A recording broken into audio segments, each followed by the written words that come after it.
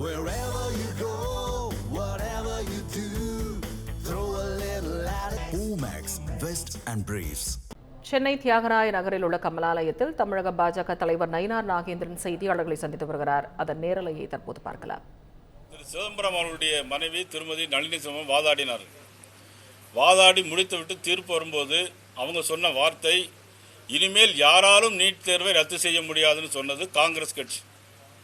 ஆக முழுக்க முழுக்க காங்கிரஸ் கட்சியினுடைய ஆட்சி காலத்தில் வந்தது தான் அந்த நீட் தேர்வு. 2012ஆம் ஆண்டிலிருந்து தொடர்ந்து தமிழகத்தில் 2016ஆம் ஆண்டிலிருந்து நீட் தேர்வு வந்து கொண்டே இருக்கிறது. இதில் பல ஏழை மாணவர்கள், எல்லா சமூகத்தைச் சேர்ந்த ஏழை மாணவர்களும் அதில் பயன்பெறுகிறாங்க. ஆனால் இதுக்கு நீட் தேர்வுக்கு வரதுக்கு முன்னாடி என்ன நடந்தது அப்படின்னா, டாக்டர்கள் அவங்க பிள்ளைகள் மட்டும் தான் டாக்டர் படிப்பாங்க. 2 கோடி 3 கோடி கொடுத்து எல்லா தனியார் மருத்துவர்களையும் சேர்ந்து நீட் தேர்வு வேண்டான்னு சொல்லி அதிலிருந்து அவங்க எல்லாம் படிச்சுட்டு ஏழையெல்லாம் படிச்சுட்டு இருந்தாங்க. ஆக அப்படி வந்தது தான் நீட் தேர்வை தவிர, ஏதோ நாங்களே கொண்டு வந்து எல்லாருக்கும் எதிராக பண்ணது போல ஒரு மாயை இன்னைக்கு உருவாகிட்டு இருக்கிறாங்க. இது ஒரு ஃபர்ஸ்ட் பார்ட்.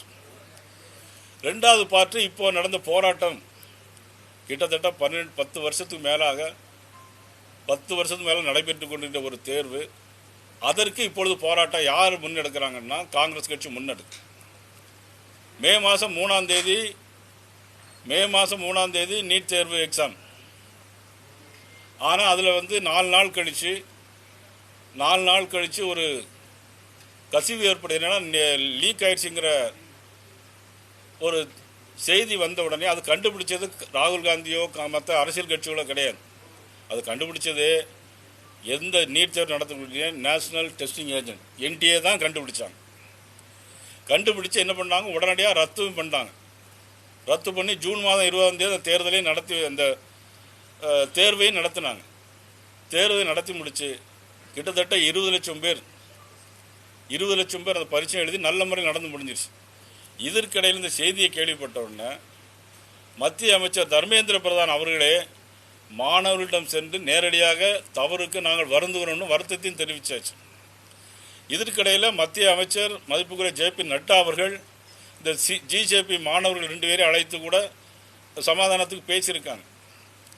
பாரத மோடி அவர்கள் உடனடியாக உத்தரவிட்டு சம்பந்தப்பட்ட 13 பேர்களை உடனடியாக கைது செய்து அவர்கள் நடவடிக்கை எடுப்போம், மாணவர்களுடைய நலன்தான், இளைஞருடைய நலன்தான் எங்களுடைய எதிர்காலமே என்று சொன்ன நமது பாரத பிரதமர் நரேந்திர மோடி அவர்கள் உடனடியாக அதை நடவடிக்கை எடுத்து ஃபாஸ்ட் கோர்ட் விரைவு நீதிமன்றத்திற்கு உத்தரவிட்டு இவர்கள் நடவடிக்கையில் இருக்கிறார்கள். விரைவில் அதற்கான தண்டனை வழங்கப்படும் இன்னைக்கு உத்தரவாதம் கொடுக்காங்க.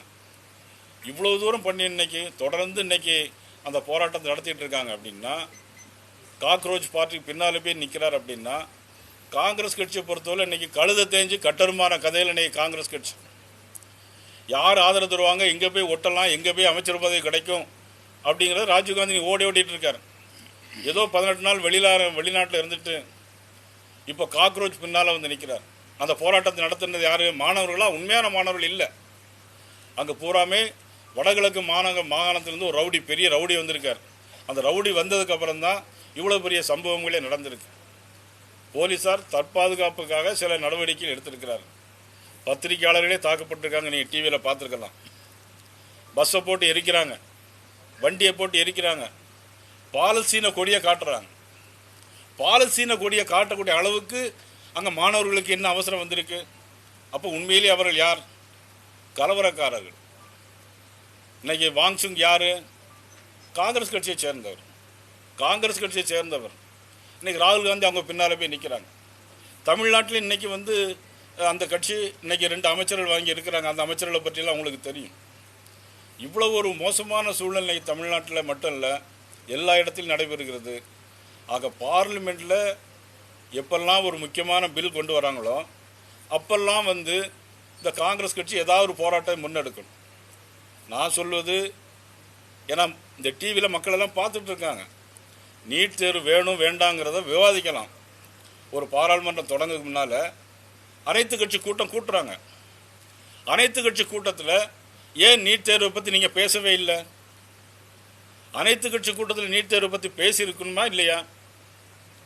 அங்கே பேச விட்டு போட்டு பாராளுமன்றத்தில் பேச விட்டு போட்டு நீங்கள் வந்து போராட்ட காலத்தில் வந்து பேசுகிறீங்கன்னா அதில் ஏதோ உள்நோக்கம் இருக்குது தானே அர்த்தம். போராட்ட காலத்தில் ஒரு LOP leader of opposition party, மிகப்பெரிய நாடு இந்திய நாட்டினுடைய எதிர்கட்சி தலைவர் ராகுல் காந்தி பாராளுமன்றத்தில் மக்களுக்காக பேசுறதை விட்டுட்டு இன்னைக்கு போராட்டக்காரர் கலகக்காரரை தூண்டி விடுவதென்றால் இது தேச துரோக செயல் தானே. இதுதான் இன்னைக்கு எங்களுடைய விளக்கம். பிரைம் மினிஸ்டர் தெளிவாக சொல்லியிருக்கிறாங்க. எக்காரணத்து கொண்டும் இளைஞருடைய எதிர்காலம், மாணவர்களுடைய எதிர்காலம்தான் எங்களுடைய நலன். இதை தவிர்த்து எதுவாக அவர்களுக்கு எதிராக இருந்தாலும் கண்டிப்பாக நாங்கள் நடவடிக்கை எடுப்போம். அது ராகுல் காந்தியாக இருந்தாலும் சரி, யாராக இருந்தாலும் சரி, நிச்சயமாக கலவரக்காரர்கள் மீது நடவடிக்கை எடுப்போம். அங்கே போராட்ட களத்தில் இருந்தவர்கள் யாரும் மாணவர்கள் கிடையாது. வேண்டுமென்றே திட்டமிட்டு ஒரு செயல்பாடு நடந்திருக்கிறது என்பதை தெரிவித்துக் கொள்கிறேன்.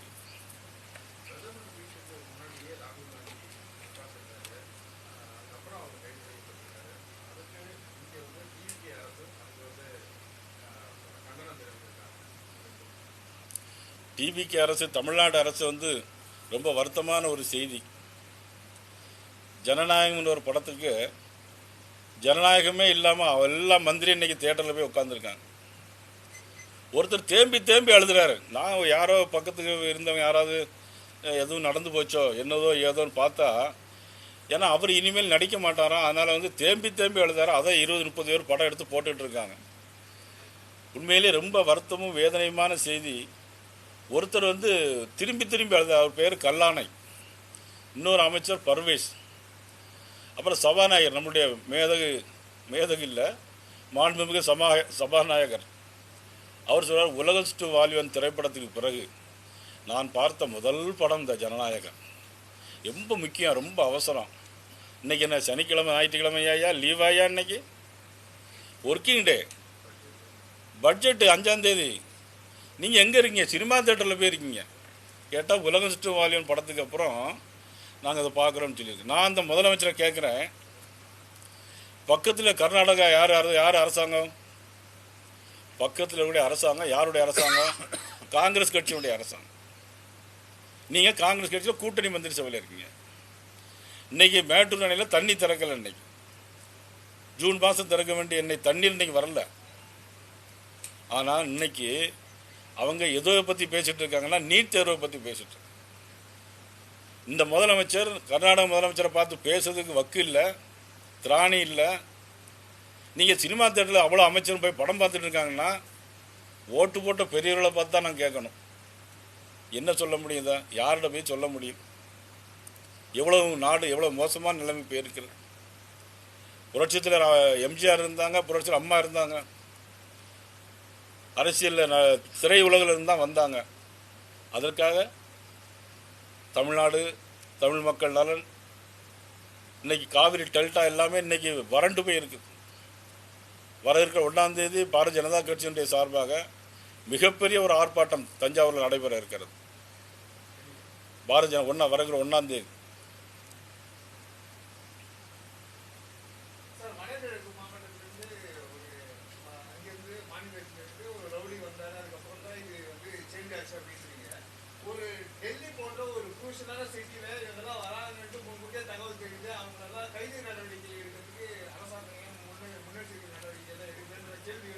இல்லை, நல்ல கேள்வி. ஏதாவது ஒவ்வொருத்தரும் ஒவ்வொரு இடத்துல ரவுடியில் திடீர்னு வந்து பஸ்ஸில் இறங்கினா ஒவ்வொருத்தரையும் கண்காணிக்க முடியாது.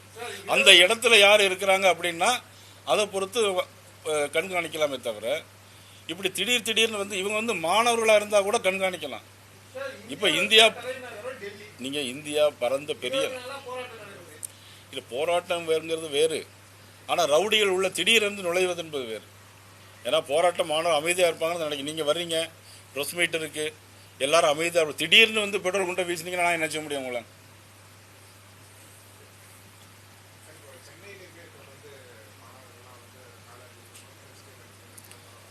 அதான் நீட் தேர்வில் கிட்டத்தட்ட இதுவரைக்கும் கோடிக்கணக்கான பேர் நீட் தேர்வு எழுதியிருக்காங்க. ஒரு மனசாட்சியோடு ஒரு விஷயத்தை நான் சொல்கிறேன். ஜாதி சமுதாயத்துக்கு அப்பாற்பட்டு ஏழை எளிய திறமை உள்ள மாணவர்கள் வருவதற்கான வாய்ப்பு தான் நீட் தேர்வு. இப்போ ஐஏஎஸ் ஐபிஎஸ் இருக்கிறோம், அதுக்குன்னு ஒரு அவங்க டிகிரி முடித்தா தான் பரீட்சை எழுத முடியும். ஆனாலும் ஒரு தேர்வு, ஒரு யூபிஎஸ்சி எக்ஸாம் இருக்குது. இந்த யூபிஎஸ்சி எக்ஸாம்லேயே நீ பார்த்து 8 லட்சம் பேர் பரீட்சை எழுதியிருக்கிறாங்க. இப்போ கிட்டத்தட்ட 1000 போஸ்ட் தான் வேக்கண்டாக இருக்குது. 8 லட்சம் பேர் யூபிஎஸ்சி எக்ஸாம் எழுதியிருக்காங்க. 1000 போஸ்ட்டு தான், எல்லாருக்கும் கொடுக்க முடியாது. இப்போ நம்ம நீட் தேர்வில் பார்த்தீங்கன்னா 20 லட்சம் பேர் எழுதியிருக்கிறாங்க, 11 லட்சம் பேர் பாஸ் பண்ணியிருக்காங்க. 720க்கு 715 மார்க்லாம் வாங்கியிருக்கிறாங்க. இதெல்லாம் பத்திரிகையாளர்கள், ஊடக நண்பர்கள் திருப்பி சில விஷயங்களை மட்டும் திருப்பி போடுற சில மீடியாக்கள், நீங்கள் எல்லாருமே நாட்டினுடைய நலன் கருதி, எதிர்கால இந்தியாவுடைய நலன் கருதி, இன்றைக்கி பிரைம் மினிஸ்டர் மோடி அப்படின்னு சொன்னால் இன்றைக்கி எல்லா நாடுகளையும் தலைவணங்கி ஏற்றுக்கொள்ளக்கூடிய மிகப்பெரிய தலைவர்.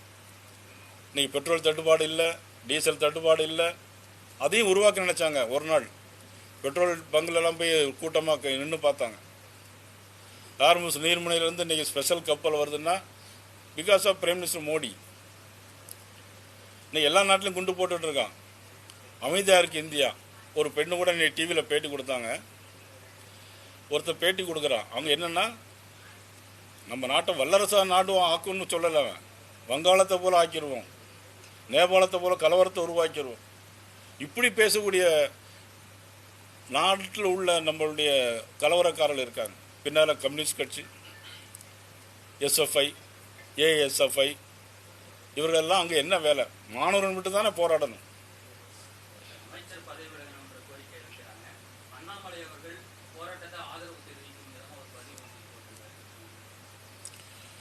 இதுக்கு முன்னாடி மத்திய அமைச்சர் சிதம்பரம் அவர்கள் இருந்தாங்க.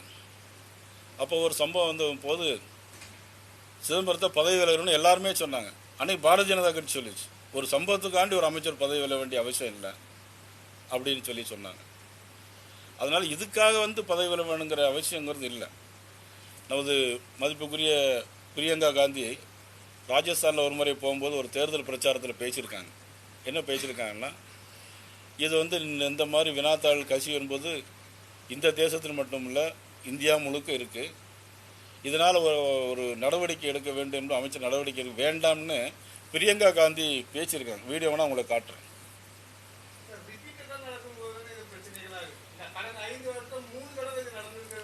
காங்கிரஸ் ஆட்சி 11 முறை நடந்திருக்கு. காங்கிரஸ் ஆட்சி காலத்தில் 11 முறை நடந்திருக்கு. ராகுல் காந்தி என்ன நடவடிக்கை எடுத்தார்? 11 முறை. எங்கே இருக்குது? 11 முறை இருக்கு. தமிழ்நாடு எங்கே நடக்கலை? அதுக்கு அப்படி நடந்தது சரின்னு நான் சொல்ல முடியாது. நடந்ததுக்கு சம்மந்தப்பட்ட மந்திரி வருத்தம் தெரிவிச்சிருக்கிறார். நடந்த விஷயம் எதிர்கால இளைஞர்கள், மாணவர்கள் எங்களுடைய குறிக்கோள், இதை தவிர்த்து எங்களுக்கு எந்த குறிக்கோளும் இல்லைன்னு prime minister of India Modi அவர்கள் சொல்லியிருக்காங்க. ஃபாஸ்ட் ட்ராக் கோர்ட் இது பண்ணியாச்சு. விரைவு நீதிமன்றத்தில் விரைவாக நடவடிக்கை எடுப்போம்.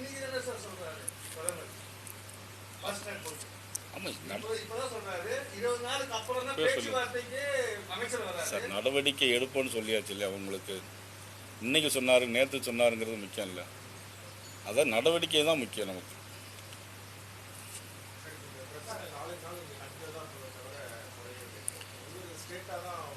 இல்லை, இதே மாதிரி விவசாயிகள் போராட்டம் நடந்துச்சு, முன்னாடி டெல்லியில் நடந்துச்சு. ஒரு பெரிய போராட்டம் நடந்து முடிஞ்சிச்சு. அதனால் இதெல்லாம் பெரிய இஷ்யூ இல்லை. இதெல்லாம் தேச துரோக நலன். இது தேச துரோக செயல். இதை ராகுல் காந்தி செய்கிறார். எப்பொழுதுமே நாட்டுப்பற்று கிடையாது.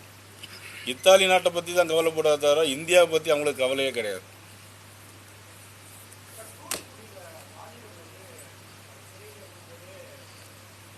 ஆமாம், அது இப்போ தான் நான் கேள்விப்பட்டேன். தூத்துக்குடியில் ஏற்கனவே சிறையில் இருக்கும்போது சபரிவர்மன், குமரி மாவட்டத்தை சேர்ந்த நாகர்கோவில் ஈத்தங்காட்டை சேர்ந்த சபரிவர்மன் சிறையிலிருந்து அடித்து கொண்டு இருக்காங்க போலீஸ்.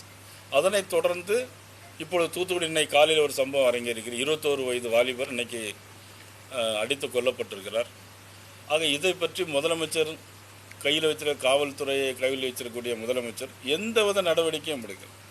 எதுக்கும் ரியாக்ஷனே கிடையாது. Only in the cinema and studio, அவ்வளோதான். மக்களை பற்றி கவலையே கிடையாது. No reaction. எல்லாரும் ஆக்ஷன், இப்போ அழுகிற மாதிரி ஆக்ஷன் பண்ணிட்டு இருக்கிறாங்க தியேட்டரில்.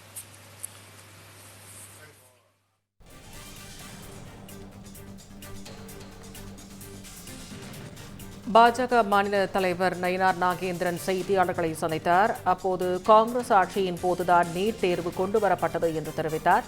மேலும் நீட் வினாத்தாள் கசிந்த விவகாரத்தை கண்டுபிடித்ததே நேஷனல் டெஸ்டிங் ஏஜென்சி தான் எனவும், ராகுல் காந்தி அல்ல என்றும், இந்த போராட்டத்தில் பாலஸ்தீன கொடியை காட்டுவதற்கான அவசியம் என்ன என்றும் கேள்வி எழுப்பினார்.